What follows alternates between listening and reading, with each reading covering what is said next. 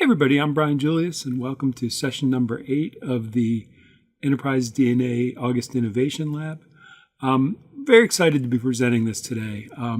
This presentation and the elements I'm going to talk about really represent about a year's worth of work and collaboration that Sam Mackay and I have done over the past year. Pretty much every week, at least once a week, we talk at length about kind of where we want to go with Enterprise DNA and what we want to prioritize and focus on. And the conversation invariably centers on making Power BI and Power Platform easier and faster and more accessible to our user community. And one of the things we've realized is that DAX represents a real pain point for a lot of people, that I think a lot of Power BI users find it the most difficult aspect of Power BI. And so in kind of the challenge we've undertaken to make Power BI easier and more accessible, two of the things we've really focused on are DAX and report design. And so others are going to be talking about the latter in the course of this innovation lab and some of the things we're doing to automate and speed report development. But I really want to focus on DAX. And the reason is because we really have, through the course of the past year, have really come up with what I think is a pretty comprehensive and integrated approach to dealing with the problems people encounter in DAX. And so when we think about those problems, there are really two overarching reasons for why we see people having problems with DAX. And that leads to 7 pain points. And so we're going to talk about those. We're going to talk about how we can alleviate those. We've got something we're thinking about as kind of like the Enterprise DNA DAX cycle. And I'll talk about what that means, but it's basically a way of leveraging the Enterprise DNA community to help you learn and implement DAX, and then having your learnings reinforce the work of others. And we'll talk about how that all works. As part of that, and kind of what drives a lot of that, is a tool constellation that we've developed around DAX to address very particular problems and challenges. And so I want to talk about a lot of this kind of conceptually and lay it out for you broadly, and then really drill down into a very real-world example. And it's going to be one dealing with moving averages, a kind of a common DAX construct. And I want to show you kind of how we are thinking that the Enterprise DNA DAX cycle that we've built really helps you address a pattern like that and a real-world challenge in DAX. So let's jump in. So the two reasons that I see for, in a very broad sense, for why people have problems with DAX is they're using DAX too much, and they're using too much of DAX.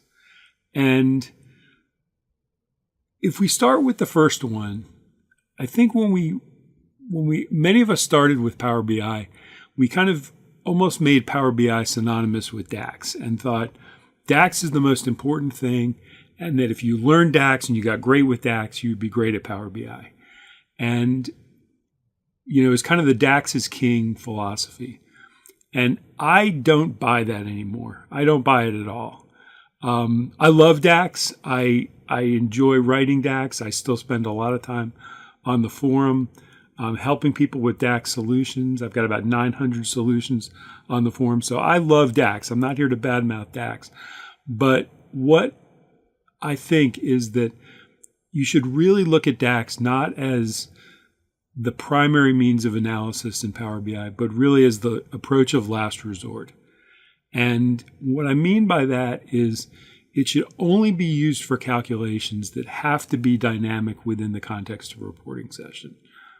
And when we think about that, the thing that really comes to mind is Matthew Roach and Roach's maximum of data transformation, which I've talked about a lot before and is, for me, the most influential thing I've ever read about Power BI. And what it says, in short, is data should be transformed as far upstream as possible and as far downstream as necessary. And what that means is for all your calculations and transformations, you want to push those as far up as possible. So if you can push those to a data warehouse, to SQL, to Power Query, that's what you should be doing. And the reason is reports perform much better. They're much faster when you do that. The DAX becomes radically simpler. It's more transparent. Reports are easier to maintain and transition. And as Greg Phillips, one of our experts, always points out, it's very unlikely in the course of the life of a Power BI report that one person will be developing and maintaining that report over its whole lifetime. That you are going to develop reports and those are going to get transitioned to other people to administer, or you're going to move positions and leave behind the stuff you've developed, or you're a contractor and you're brought in for a specific project or period of time. And so you want to make those reports as transitionable as possible. And by moving things upstream, it does that. And so in terms of what we've built to help you implement that, I think we have, largely due to Melissa DeCorte and her incredible work, I think we have some of the most extensive and best Power Query content out there. I think you can truly become exceptional in Power Query NM using just the resources on Enterprise DNA. In addition, we've really put an emphasis this year on SQL, that we have a great course on SQL for Power BI users that is specifically geared and leveraged to take advantage of your Power BI knowledge. We also have the reverse, which is DAX for SQL users. So if you're coming to the table with extensive SQL knowledge and you're trying to learn DAX, it's how do you translate in that direction from one to the other. We've got extensive data modeling resources and examples. We've got coursework on that. The other thing that I would really highlight is Sam has a whole bunch of what we call freestyle sessions, where he takes a random data set just pulled down off Kaggle or some other public site and works that data set in real time. And so talks through exactly his thought process in how do you take and you break that single table down into dimensions and fact tables? How do you set the relationships? How do you take that data you've never seen before and shape that into a data model that you can use effectively to generate impactful reports? And so that is the too much DAX problem. The second problem is using too much of DAX. And what I mean here is, if you're familiar with the Pareto Principle, which basically says 80% of outputs or benefits can be derived typically from 20% of inputs. And when we look at DAX, that seems to really hold true, that approximately 80% of the benefits, we believe, can be derived from approximately 20% of the functions. And by focusing on this and really paring down the 360 plus DAX functions to only those that are truly beneficial or truly, common and impactful, you can really make your learning much more efficient, much more effective. You can toss a whole slew of confusing functions, so particularly time intelligence. Toss those, throw them in a bag, tie a cement block to them, and throw them overboard. You don't need them because what we've got within Enterprise DNA is the extended date table that, again, Melissa has developed, that includes a full set of offsets. And through using offsets, it allows you to move simply forwards and backwards in time using DAX without almost any of the time intelligence functions. So that whole confusing mess goes away. In addition, unlike traditional approaches, the offsets approach works for non-standard calendars. So if you're using a 445, most of the canned DAX functions are no longer going to work, but offsets work beautifully. And so we have a Pareto analysis that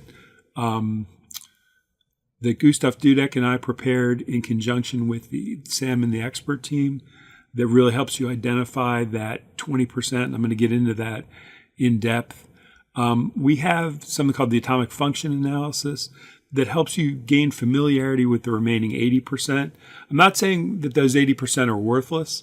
I'm saying you don't really need to learn them in depth until they become highly relevant to your particular use case. And so what you want to do is develop a familiarity with them, but not a mastery. And so what we've also got now is a regular set of accelerators, courses, forums, resources to really teach and reinforce the fundamental concepts of DAX.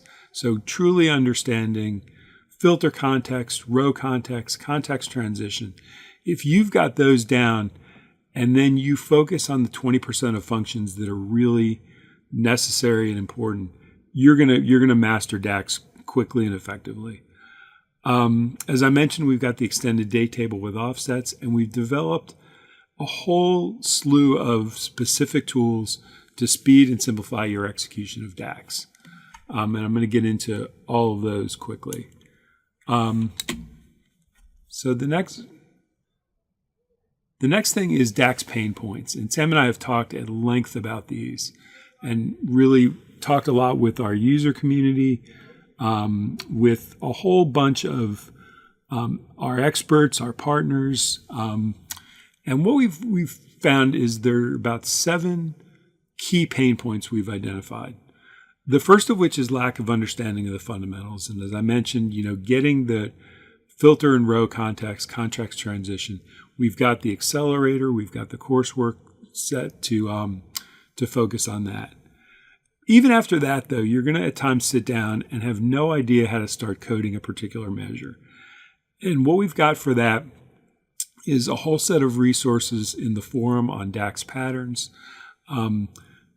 hundreds of measures in the Analyst Hub that you can search and rely on, and then the Quick Measures Pro tool that was developed with Microsoft MVP Greg Deckler.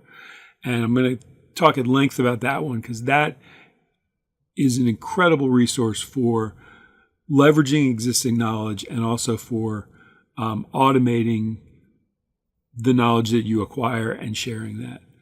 One of the things that always frustrates me about Power BI is the terrible native DAX editing experience.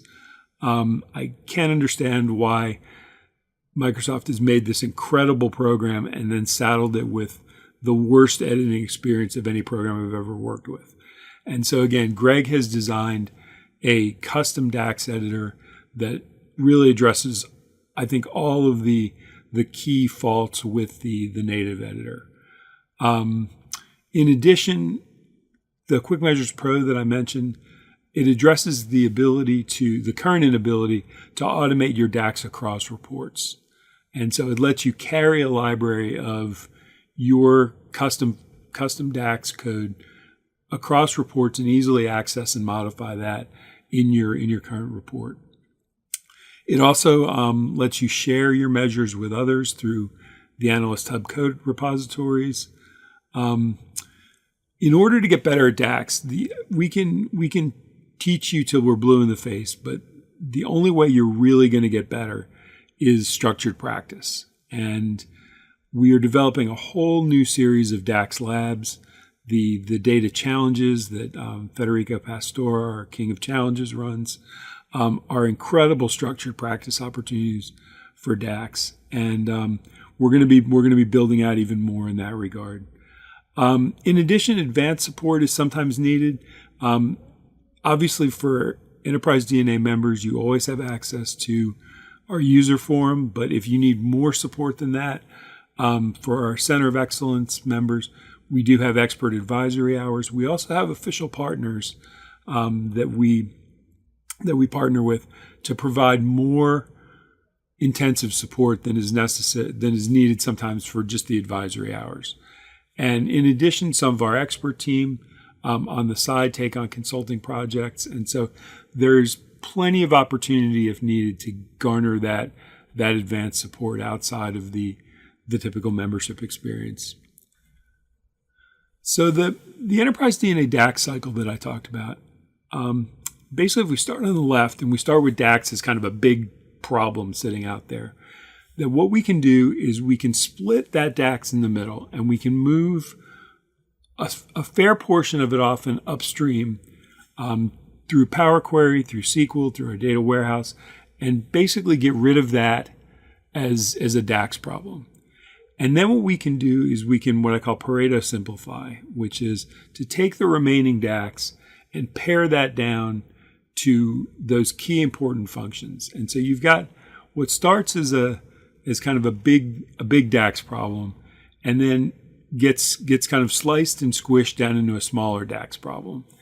And then what we do is the ability to take that DAX and leverage the enterprise DNA community, the expert community, the forum community, the analyst hub community, and to have those resources help you.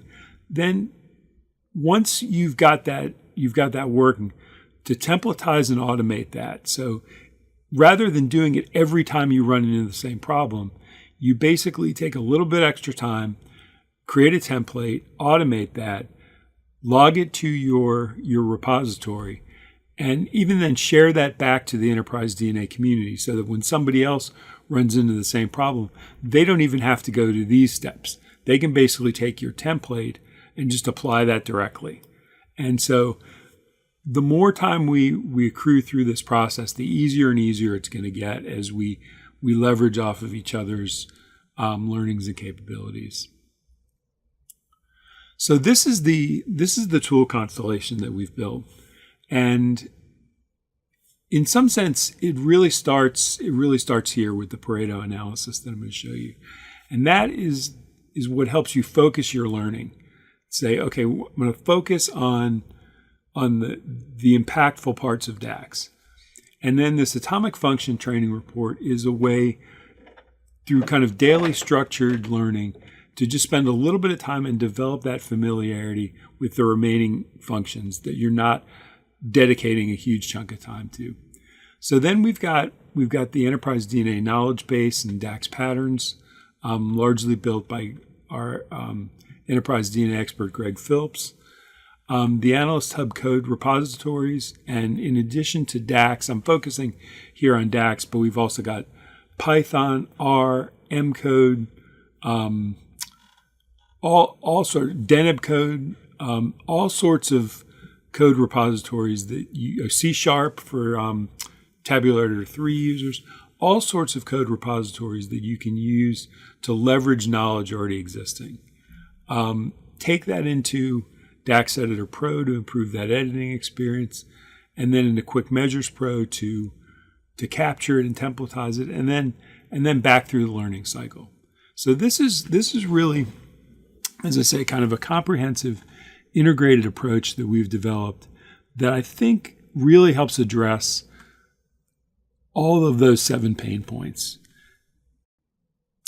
So what I want to do now is I want to take you into the Pareto analysis and spend a little bit of time there because I think it has some really interesting conclusions that I wanted to spend some time and also just familiarize you with the report itself. And this is a report that Gustav Dudek and I developed, and we developed it based on input from 6 Power BI DAX experts. Greg Deckler, who is the author of 4 books on DAX and Power BI, as well as Sam Mackay, the CEO and founder of Enterprise DNA, and 4 of the expert team members from Enterprise DNA. And what we did is we voted on the most important DAX functions, the ones that we really felt were the priority, and we voted independently. And then I basically analyzed the votes. And what I found was that 58% of the functions in DAX received no votes whatsoever from any of the panelists.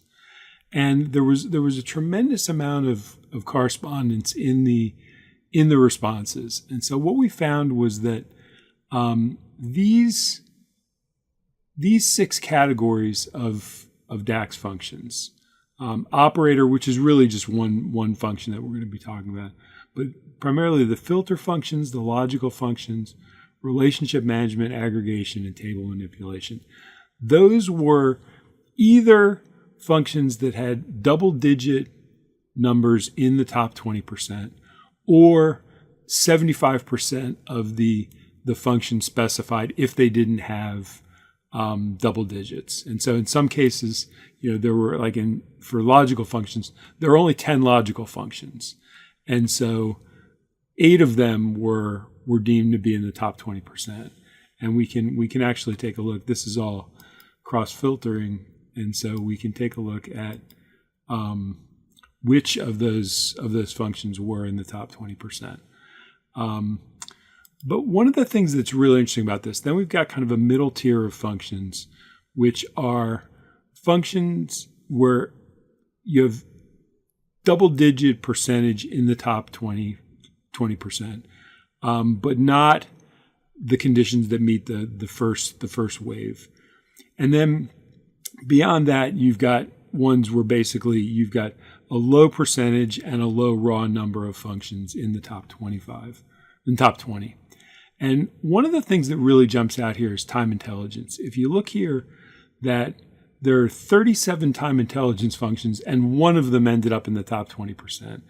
And some of you may be saying, how is that possible? I use time intelligence functions all the time. And one of the things that is core to our strategy here is to not do that. That basically by using the Enterprise DNA extended date table and using offsets, you can basically throw that whole bundle of 37 functions overboard, and you don't have to worry about them at all. And it reduces complexity tremendously. And so there are some other ones too, that if you look at the math and trig, the statistical functions and the financial functions, those are really very case specific. And you may need those if you're doing bond analyses. You're definitely going to need some of those new financial functions. Parent-child, I just did a video on text manipulation, where parent-child functions are very important, but again, very specialized use cases, and probably not something you're going to want to jump out and really prioritize on initially. So these 70 functions in these categories, this is really where you want to focus your effort. And so this whole report is available to members and non-members. I've got it posted on Novi Pro. Gustav has it posted in his portfolio. We'll provide this in the comments to the session notes for this session as well. But this is really what's going to help you identify and focus your learning. And so the other thing I wanted to show real briefly was the Atomic Function Challenge. And this is one that I put together for the beginning of this year, primarily for my own learning. But I said, why not share and learn in community? And so what this does is there are 361, I believe, DAX functions, and basically about 720 M functions. And so if you take each day and learn one DAX function and 2 M functions in the course of a year, you can learn the whole stack. And you're not going to master each function, but you're going to develop a familiarity with them. And so these blinking dots are the priority functions as identified by the experts. And you can see that if we've been doing this daily, we will be on August 1st, as of today, 58% done, and making real progress in terms of developing that familiarity through the stack. So that's what I want to show you. And at this point, what I want to do is I want to jump into a very specific example to show you how this all fits together and how you can use these tools to really simplify and speed your DAX. Okay, so we've jumped into Power BI, and the first thing I want to do is I want to go to External Tools, and I want to click on my starter template. And if you're not familiar with this, I did a video that actually rolled out today that shows you how to build your perfect template. And so if I click on this is my perfect template, which is it's got exactly the version of the date table I like. It's got my custom visuals in. It's got all my settings. It's got my Enterprise DNA theme, my logo. It's got my license codes for the custom visuals I bought that I like.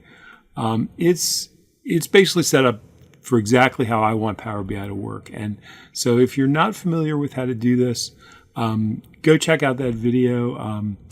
It will save you literally 20 or 30 minutes every time you create a new Power BI report. And so the first thing we're going to do is we've got all that set, and I've got my aggregations turned off through MetaMechanic Pro. I've got Power Sort Pro. I've got my date table sorted. I've done all that work. And so what I want to do is the example I'm going to show you is based on my actual LinkedIn data that I pulled out of the profile from Shield, which is a program I use to analyze my data in that media. And so if we go up here,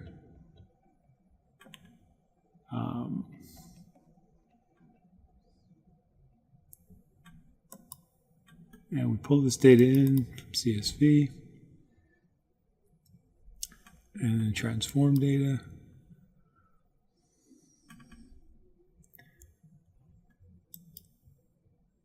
And I'm just gonna pause and just run through some very basic cleaning here in terms of setting these to the proper types and deleting the fields that I don't need. So rather than take your time up, we'll be back in a second on that. Okay, so that data is now in good shape. We've just done some split by delimiter and changed to a date and time field. We've taken out the columns we didn't need, and we've changed types. So now let us go back, close and apply, and we'll build the connections in our model. It's right now just a very, very simple model. And we'll just take date. We've got our date table marked as part of the automated creation. And let us take a look.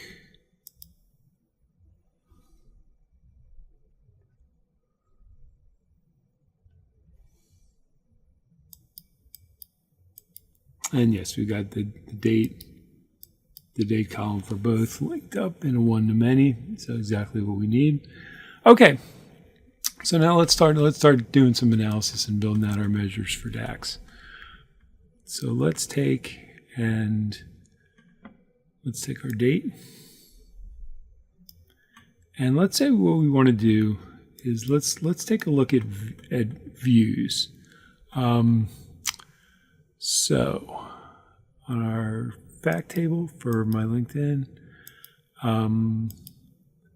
this is, I believe, from the beginning of the year. So let's first hit that with metadata mechanics, so we take those aggregations off.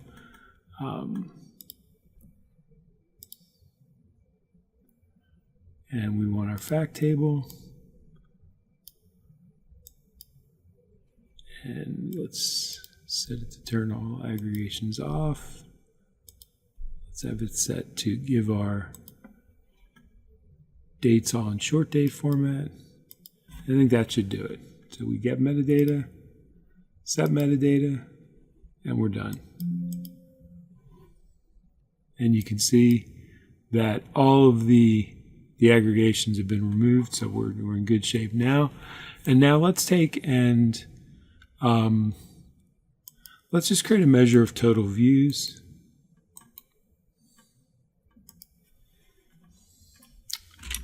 So total views.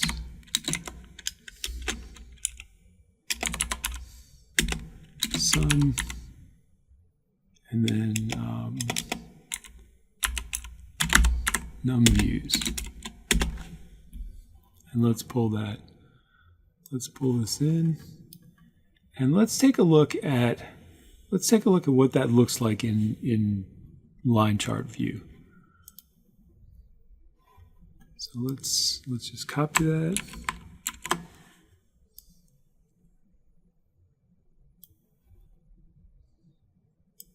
turning into a line chart. And one of the things we can see is this is kind of erratic data. So we're seeing some highs, some lows, the data kind of bouncing around, and it's hard to discern in a clear trend from that. So let's do some exponential smoothing. I mean some moving average smoothing here, and let's make this a little more sophisticated. Let's put a parameter in here. So modeling, new parameter, numeric range, and what we can do is say periods, and it's going to be a whole number, minimum 0, increment 1, and let's say maximum of 30. So the 30-day moving average would be the longest that we'd want to do here. And we'll move this up here. So now let's say I'm in this situation and I want to create this 30-day moving average, and I don't know how to do it. And so what I would do is go to External Tools and go to the Analyst Hub. And what you'll see in the Analyst Hub is if we go to Community, right here, pops right up, 30-day moving average. And we can take a look at this, and we can see it's geared to offsets, which is exactly what we want. As I mentioned, this really simplifies our time intelligence work. And so let's just copy this code, and let's take it into our DAX Editor Pro.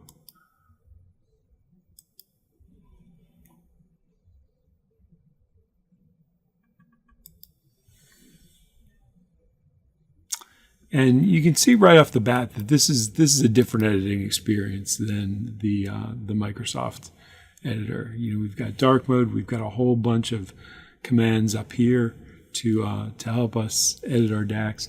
But let's just pop this one in for now.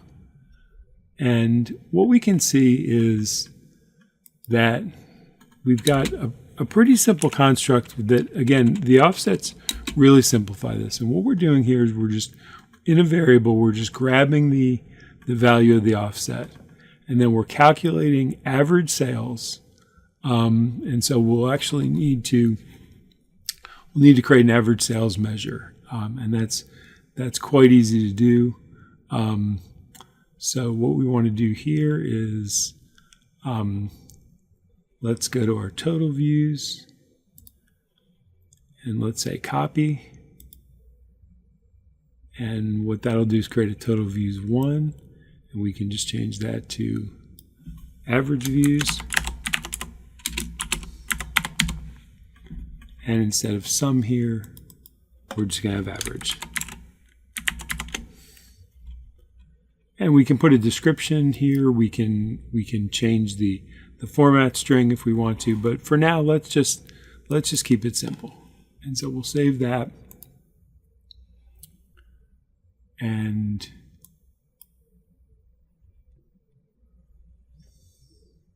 there our average views was created. And now let's create a new measure here. So let's go new.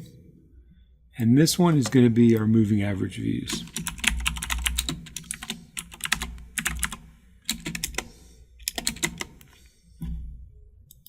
And we'll paste in the measure from Analyst Hub. And what we can see is it's got a variable where it's just taking the current value of the day offset. And then it's calculating the average sales through a filtered table. So taking all the filters off of the dates table to begin with. And then it's saying, I want to take the average over the days in which my date offset is less than or equal to my current date offset and greater than or equal to my current day offset minus 30 plus 1. So in a sense, it's not just minus 30, it's minus 29 because we're also inclusive of this first data point. But you can think of it as stepping back 30 days from each of the values in the in the table. So this is pretty good right here. And so if we save this, we'll see that we've now got the moving average measure. And let's just take a look at what that looks like.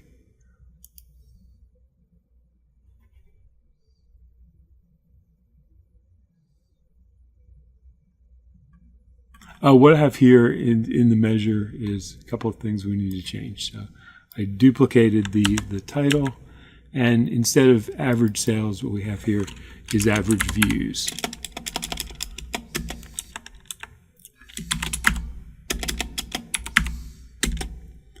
Okay, so now that should be fine. And what we can also do is, instead of this 30 and the 30 plus 1, is we can actually take and we can make that flexible based on the parameter that we created. So if we type in value that so if we type in value, it's going to give us this periods value, which is the value of the slicer that was created for our parameter. And so if we take that, accept it, and then we throw that into our table, and what we want to do is we want to move this slider, and let's say we'll start with a 21-day moving average, and you can start to see here that really smooths things out, and you can start to see that upward trend. And so, right here, this goes down because this is past the current date, and so we can take advantage of the power of the extended date table easily by going to our dates table and is after today. Here we go, and we can throw that into a page filter and only select is after today false. And so now we've got the moving average only for those dates in which are before the current date. Okay, so that's pretty good, and that's an easy way to do it. But let's take it a step further, so that what we can do now is, instead of having to recreate this every time, is that we can templatize it and we can make this flexible so that it can handle a different granularity of offsets. It can handle not just views, but it can handle shares and comments and likes and hashtags and anything else that's in that data set. But before we do, let's hop back into DAX Editor Pro and take a look at what templatizing that measure actually means. So let's pop that measure open, and I always like to look at this in dark mode. Okay, so now when we look at this measure, what we see the first thing we see is the selection of the day's offset. And that is something we are going to want to templatize, because we're going to want this measure to be able to adapt to a whole range of granularities. So day granularity, we want to maybe do moving average over weeks, over months, over quarters, over years, over fiscal years, whatever granularity we're looking at. So that's definitely one we're going to want to change. The next thing we're going to want to change is average views. So instead of it just being views, if I want to look at this data and create another measure that quickly changes that to average likes or average comments or average shares, we can do that. We could potentially templatize the dates table, but for me personally, I always call the dates table dates. And so there's no need in the way I do this to templatize it. If you change that, and if sometimes in your measures you're using, or your reports you're using calendar, and some are using dates, and some you're using maybe a couple of date tables for some reason, that's something you are going to want to put in as a variable. But for me, I'm going to treat that one as constant. We've got our days offset here.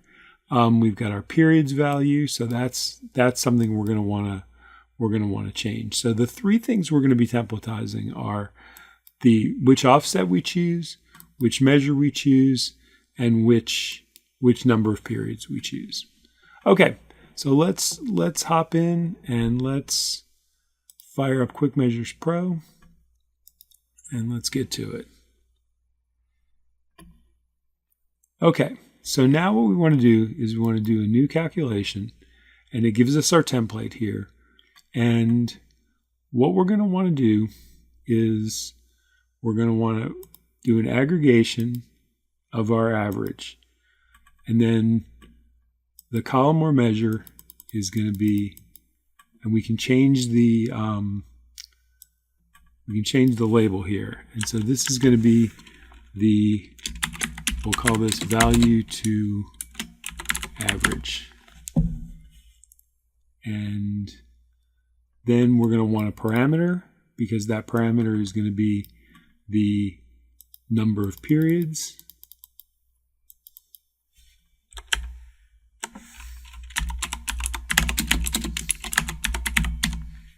And what we can do also is we can put a tooltip on that just to provide some additional guidance for the user. But for now, I've got a video on exactly how to do this.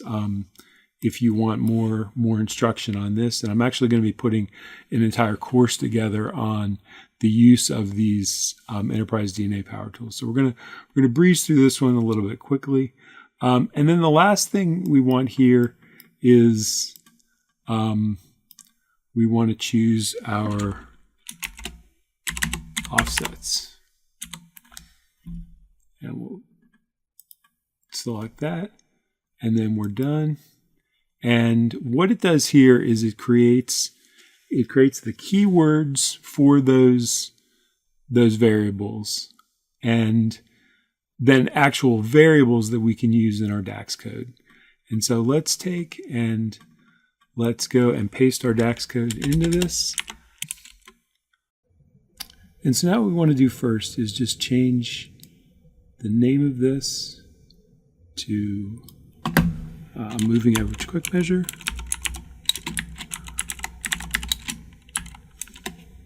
And then start replacing the elements that we want to parameterize. And so the first one is this offset. And we can take, and Greg has programmed in a nice search and replace. So we can paste that in and then paste in the column that we're going to replace that with. And hit paste and replace all. And we can see that replaces in the three places where that offset was cited. Then what we can do is we can replace this measure with a measure that we will select. And so that will just be, we can get rid of this. And that will just be column names. These measures don't have a table name associated with them. Let's pick up that bracket. Copy, and we'll paste that in. And the last thing we need to do is to just replace that parameter with RAM __ and okay, that looks good. And so what we can do is we can actually, if we want to take a look at the DAX, we can actually make our selections here. So let's go down into our key measures and select our average comments. And then our parameter is going to be, let's say 20 for our number of periods. And for our offsets, because this is a relatively small data set and we don't have enough data to really go quarters or years, let's just, for simplicity's sake, let's just keep that as day offsets. And what we can do is we can look at our DAX here. So we can see selected value day offsets. It's going to look at our average comments and then the 20-day parameter. So this looks good. Back to the raw. And we can create this this measure, and we'll see that it now shows up in our custom section. And the last thing we need to do is just apply that.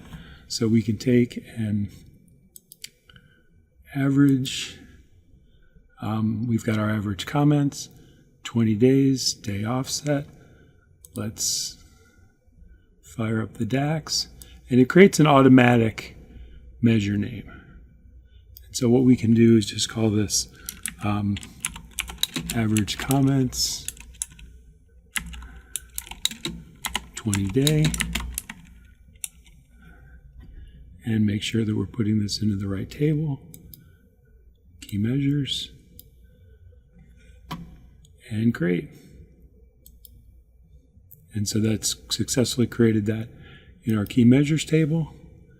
And we can now jump back to Power BI.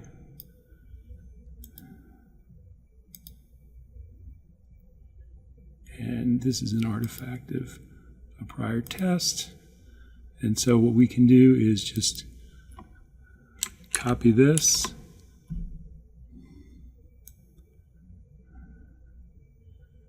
and then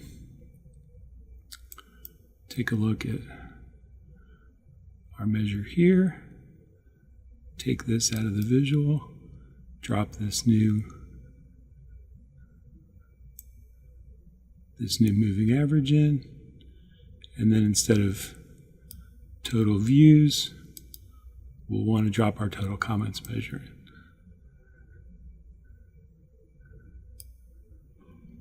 And we can take a look at that. And that's looking good. So now what we've got is we've got a totally templatized moving average that allows us to change the metric, the parameter length, and the granularity. Now that might seem like a bit of work for just one moving average measure, but let me show you where the real payoff is in this. So if we go back now, and let's go to our external tools, and let's create another starter template. And so this is, let's say this is a new report we're creating. And now what we can do when this finishes cranking through and setting up our template, what we can now do is if we go into external tools and we fire up Quick Measure Pro, what we're going to see is we're going to see that moving average measure. And now that measure is available to us in every single report we create. So we're probably not going to have to create potentially any further moving average measures, because the one we've got can take care of change in granularity, change in measure, change in length of the moving average. And so with the relatively short bit of time we've invested just in real time here, that now takes care of an entire class of measures that you would previously have had to create each time. And so if you think about, kind of every type of replicable measure that you use regularly, and just templatizing that and sticking that in your custom here, that is going to be a huge time savings. And then what you can do is you can actually take and share that code out back to the Analyst Hub. And so, take and in the community section, share that back out. And so what we can do is in the raw code app, you can put your Quick Measure Pro code, and we can start sharing those and in using ones that we've created for each other. And you don't even then have to go through the process we just went through. And so you can really begin to see the power in this of both automation and community. And that's really what we're looking at in this kind of new model for learning and implementing DAX, is to move upstream, to Pareto simplify, and then to leverage the community resources. And so I hope that's provided some food for thought, potentially a new way of looking at DAX and seeing kind of the larger strategy we've got in play. So hope you found that useful. And as always, thanks for participating in these events. And if you have questions, we're always eager to hear feedback and to take those questions.